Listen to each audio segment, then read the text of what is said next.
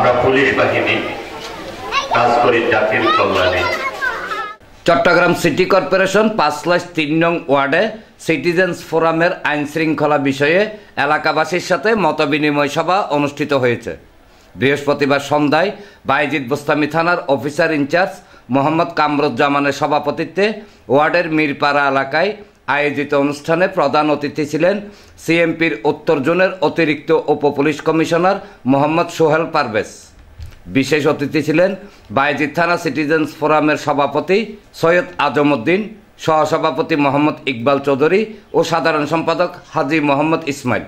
বায়েজিদ বোস্তামি থানার উপপুলিশ পরিদর্শক সুমন বড়ুয়া শাপলার সঞ্চালনায় অন্যান্যের মধ্যে রাজনীতিবিদ আলহাজ আবুল হাশেম কোম্পানি, ৫/৩ নং ওয়ার্ড সিটিজেন্স ফোরামের সভাপতি মোহাম্মদ শামসুল আলম, রাজনীতিবিদ আনিসুল ইসলাম বাবুল, সাধারণ সম্পাদক MSD চৌধুরী সেলিম, রাজনীতিবিদ মকবুল হোসেন, সিটিজেন্স ফোরাম বায়েজিদ থানার সদস্য ও রাজনীতিবিদ M সুলেমান বাদশাহ, আব্দুল করিম, খোরশেদ আলম, আব্দুর রহিম, মোহাম্মদ আলী, আবুল হাসনাত হীরা, আব্দুল খালেক, আব্দুল সালাম, সোহেল মনির, মোহাম্মদ ইউসুফ, মোহাম্মদ হারিস, নাজিম উদ্দিন, মোহাম্মদ রাজু, মোহাম্মদ করিম, মোহাম্মদ মুরাদ, মোহাম্মদ আলাউদ্দিন, মোহাম্মদ শাহেদ সহ আরও অনেকে বক্তব্য রাখেন।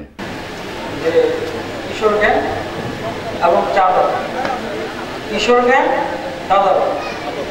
কোনোভাবে কিশোর গ্যাং থাকবে, কোনোভাবে আপনারা একটু বলে আমাদের কাছে বলবেন, আমরা চাঁদাবাজকে নিয়ন্ত্রণ করার জন্য আমরাই এই সন্ত্রাস নামক দানবীয় শক্তির বিরুদ্ধে একটু সাহস দিয়ে দাঁড়াতে হয়। যদি আপনি সাহস দিয়ে দাঁড়ান, ইনশাআল্লাহ এই দানবীয় শক্তি আপনার সামনে দাঁড়াতে পারবেন না। সবাই সুদৃঢ়ভাবে যদি আমরা অপরাধ দমনে সহায়তা করি, ইনশাআল্লাহ এখান থেকে আমি বলবো 100% যাবে না, অন্তত 50% হলেও আজকে যে অভিযোগ করেছে সেগুলো যদি আমরা একটা কিছু কাজ করে দেখাতে পারি, সেটাই হবে আমাদের আজকের অর্জন। যে কোনো একটা ঘটনা করলে কিন্তু পুলিশের উপর দোষটা বেশি চাপিয়ে দেন আপনারা। আমি মনে করি এই বায়েজিদ বোস্তামি থানায় যতটুকু পুলিশ রয়েছে, একটা ঘটনা যদি ঘটে এলাকাবাসীর সমর্থন ছাড়া একটা পুলিশের পক্ষে কিন্তু এগুলি কিছু করা সম্ভব না, ঠিক না ভাই বলেন? আপনারা এলাকাবাসী যদি একটু প্রসারিত হাত না দেন, প্রশাসন এবং জনগণ যদি দুইটা হাত যদি একসাথে না হয়, পুলিশ কিছুই করতে পারবে না। কিশোর গ্যাং, মাদক, ইফটিজি এটা সরাসরি এখানে এটা করার কোনো সুযোগ নাই, কেউ করতে পারবে না। কেউ করতে চেষ্টা করলে সে থাকবে কারাগারিতে করতে পারে। আপনাদের কাছে আমরা সহযোগিতা যেটা চাইবো, আপনারা আমাদেরকে যথাসময়ে এই তথ্যগুলো আমাদেরকে ইনফর্ম অর্থাৎ অবগত করবেন।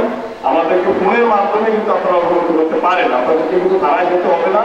এনামুল হক লিটন, প্রগতি 24 টিভি।